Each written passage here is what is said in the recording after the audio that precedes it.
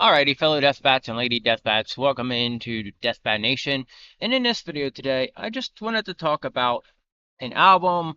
It's on its anniversary today. It's the 12th anniversary. The album is by Avenged Sevenfold, and the album is Hail to the King.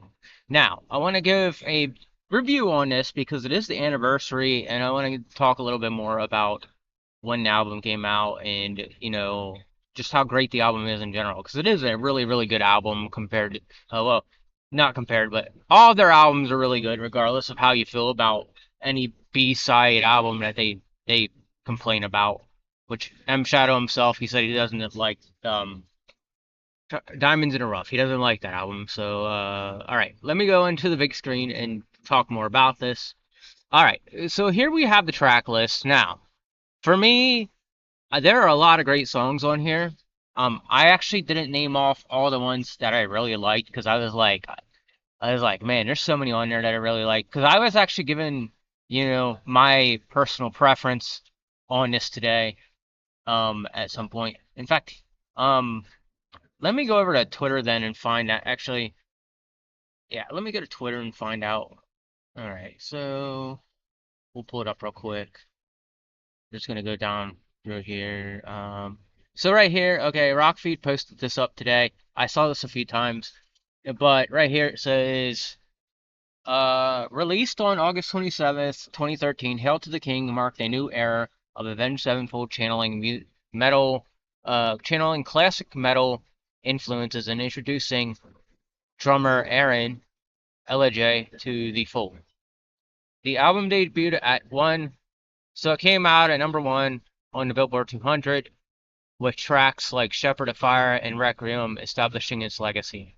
Alright, so yes, it is 12 years old today. I actually made a short of one of my favorite songs off of this album, and we'll get into what my favorite songs are on this album and what overall I would give this album if it was a brand new album and I was rating it.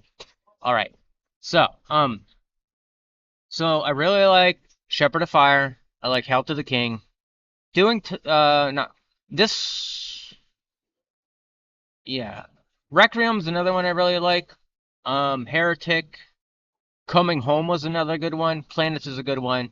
In fact, all these songs are actually really good. There are some I don't like as much as others, but it's all still really good. I love Avenged Sevenfold, and those are my main couple that I really liked off the album. I forgot Coming Home was on this one when I told somebody I was like I like it, but I do really like my Adam all of them. My favorite is Heretic, which is in a short I just uploaded.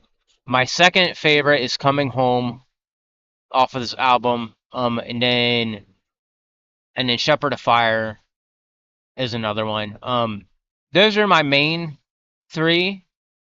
I think that was, yeah, those are my main three that I really liked off of this album. I do really like this album, and it is really good to. It is so this was for me. This was like a brand new start to Avenged Sevenfold. They went from creating hold on one second. Let me see the name of this album. I don't know why I forget the name of the albums because I love this band. Um, and it was the one right before this that came out that really.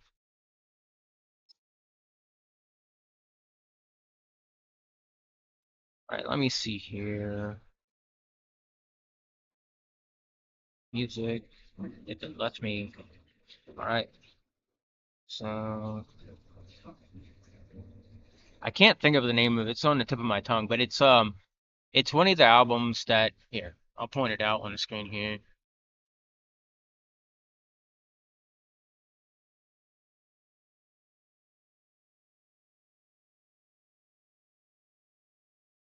All right, so the stage was the one that was right before this, and the stage was it was pretty good for what it was. But Hail to the King came out, and I heard some of the songs off of it, and this was like a new chapter for Avenged Sevenfold. Like if Avenged Sevenfold were to just be like, we're gonna restart and we're gonna form a new chapter, This would have been the beginning of a new chapter. Now, I will say, if we go back to the other page here, Life is But a Dream.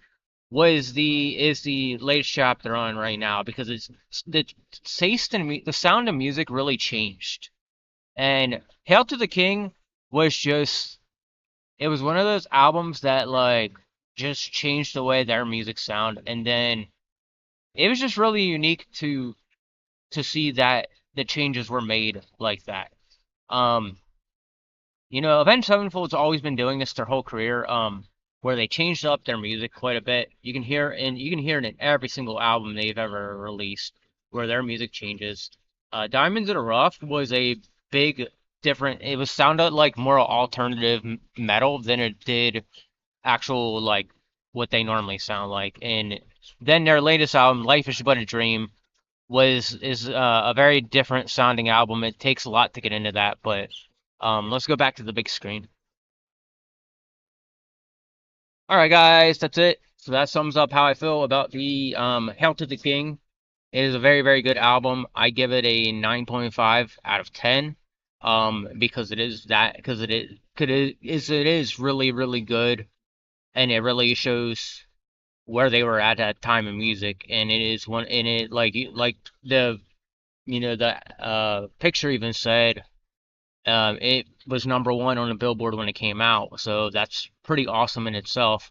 But yeah, that's about it. I really enjoy this album. I enjoy their music. I've been a fan of them for like a while. That's actually why I have this Death Bat, and that's sort of why. Yeah, you can't really see it here, but that's sort of also why I ended up naming the channel Death Bat Nation. It was to form off of just to form a place that was based around music, and Death Bat Nation was the only name I really could think of at the time.